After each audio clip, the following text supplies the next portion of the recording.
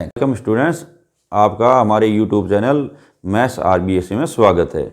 आज हम कक्षा 10 का टॉपिक है रचनाएं, उसके बारे में अध्ययन करेंगे। ये जो टॉपिक रचनाएं हैं वो 10वीं बोर्ड परीक्षा में बहुत ही अच्छे अंक दिलाने वाला और आसान सा टॉपिक है, इसलिए बड़े ही इजी वे से आप इसको समझें और अच्छे अंक अचीव कर सकते हैं बोर्ड परीक्षाओं में। आइए जानते हैं कक्षा 10 के 11वां चैप्टर रचनाओं के बारे में। रचनाओं में 11.1 का जो पहला क्वेश्चन है, 7.6 सेंटीमीटर लंबा एक रेखा खींचिए और इसे 5:8 में विभाजित कीजिए और दोनों भागों को मापिए। तो सबसे पहले आप क्या करें, स्केल से 7.6 सेंटीमीटर एक लंबा रेखाखंड खींच लीजिए। तो आपने स्केल को यूज करते हुए एक रेखाखंड बना दिया AB और इसकी जो लंबाई है वो 7.6 सेंटीमीटर रखी। अब इसको 5:8 में काटना अपने को। तो ये 5 और 8 को आप जोड़ लीजिए, 13 हो गए। और जो बिंदु A या B दोनों में से किसी भी बिंदु पर आप इस, जैसे मान लीजिए A बिंदु ले लिया, A से एक न्यून कोण बनाती हुई एक रेखा AX खींच दीजिए।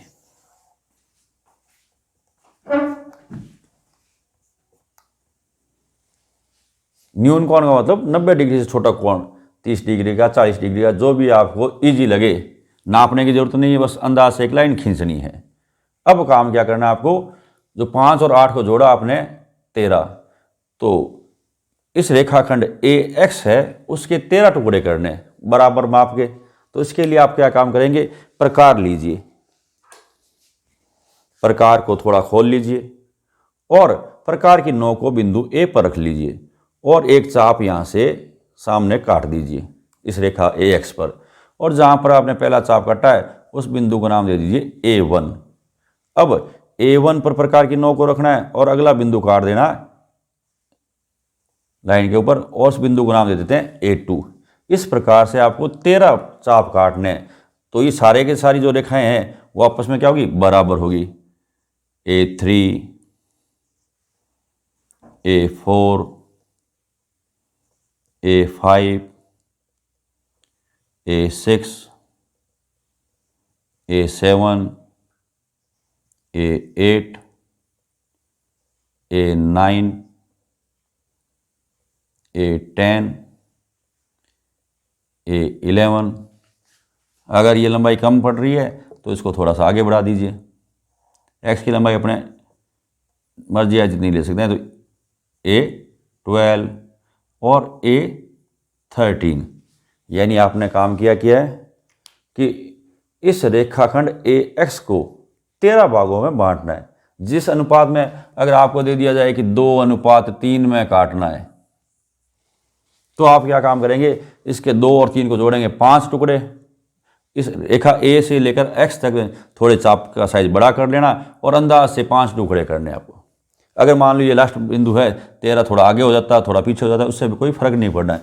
लगभग ये जो नाप है जो सारों के वो क्या रहने चाहिए, बराबर रहने चाहिए। अब नेक्स्ट स्टेप में आपको क्या काम करना है, ये जो बिंदु B है उसको लास्ट वाला जो बिंदु A13 है उसे स्केल से मिला देना है। बिंदु B को स्केल से A13 से मिला देना है। इतना काम बड़े आसानी से हो जाएगा, कोई दिक्कत नहीं है यहाँ पर। अब अपने यहाँ पर देखें कि किस अनुपात में काटना है इसको, 5:8 में। तो A5 पॉइंट लें। यहाँ पर आपको क्या काम करना है कि जो ये कोण है, ये जो रेखा है BA13, इस रेखा के समांतर A पर एक समांतर रेखा खींचनी है जो रेखा AB को किसी पॉइंट पे काटे। वो कैसे खींचेंगे आप, तो आप क्या काम करें, प्रकार को खोल लें, बिंदु A13 पर रखें और प्रकार को यहां पर रखते हुए एक चाप काट लीजिए। यहां पर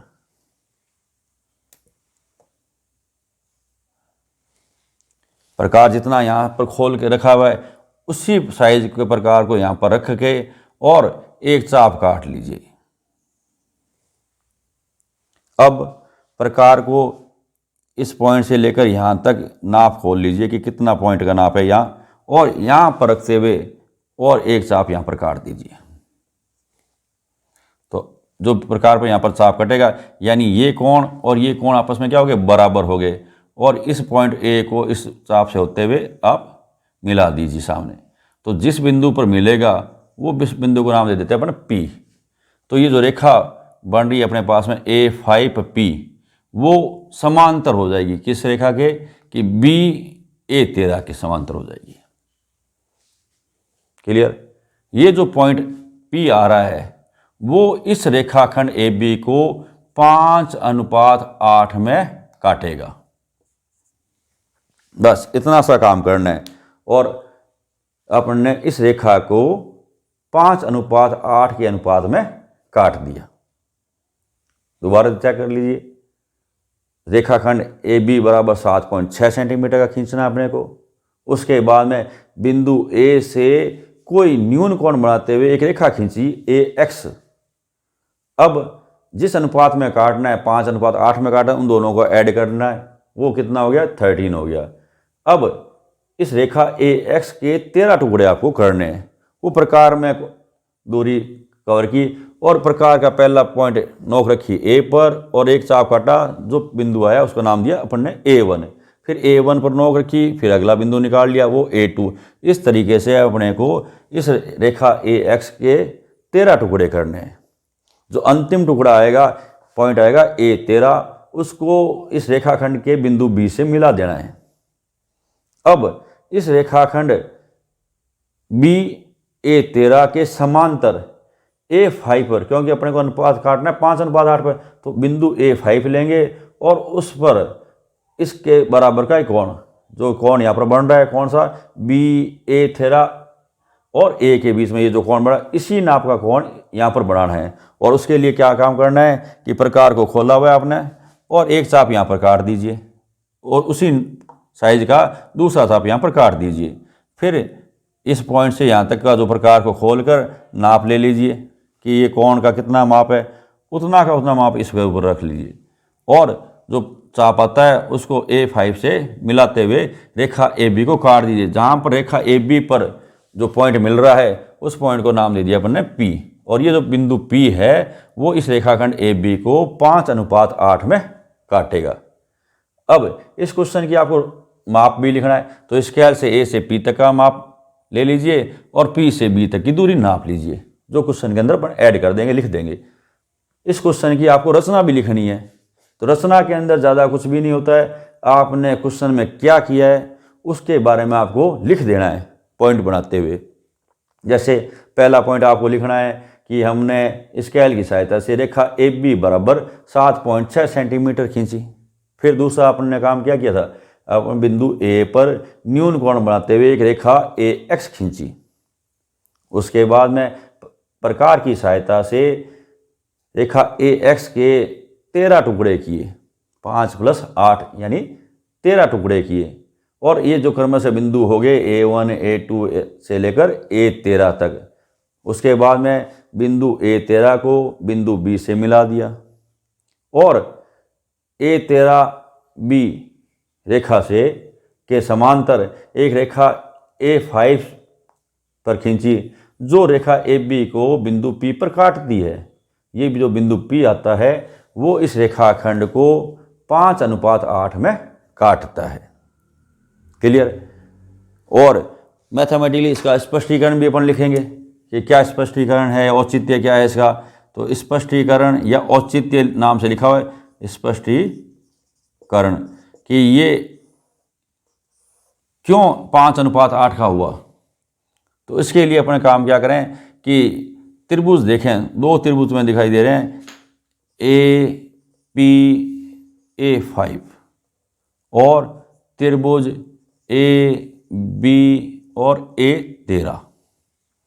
इसमें इन दोनों त्रिभुजों में PA5 है वो समांतर है BA13 के।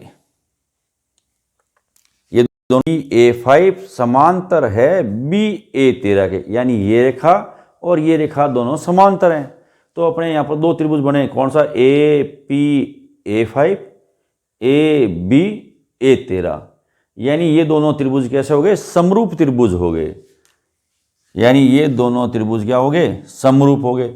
समरूप त्रिभुजों के हिसाब से अपन देखें तो इनकी रेखाओं के जो अनुपात होते हैं वो भी क्या होते हैं? समान होते हैं। तो मैं इसको ऐसे लिख सकता हूँ कि ये त्रिभुज है ना, इसके अंदर A5 का जो मान, या A से P की वैल्यू देखें, A से P बटा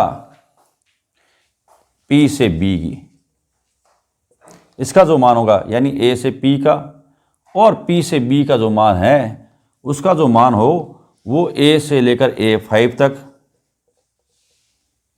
और A5 से लेकर A13 तक के बराबर होगा।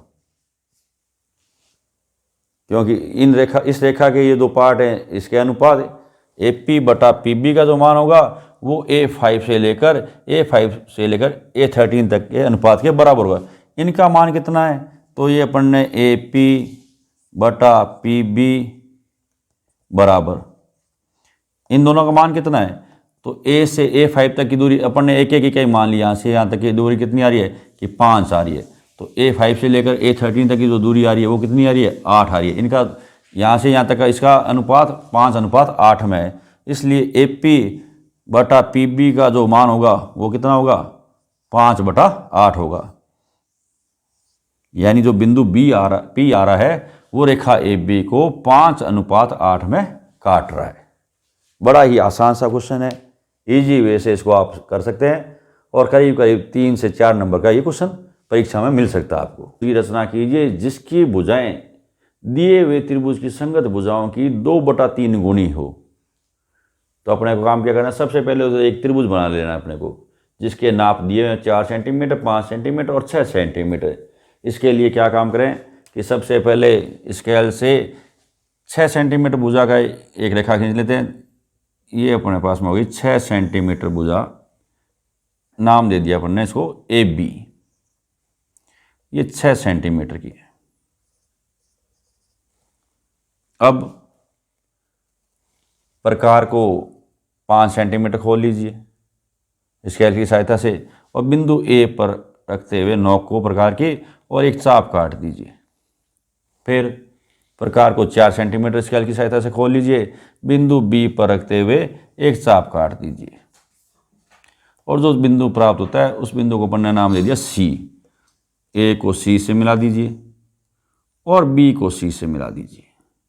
तो ये दूरी आई 4 सेंटीमीटर और ये हो गई 5 सेंटीमीटर।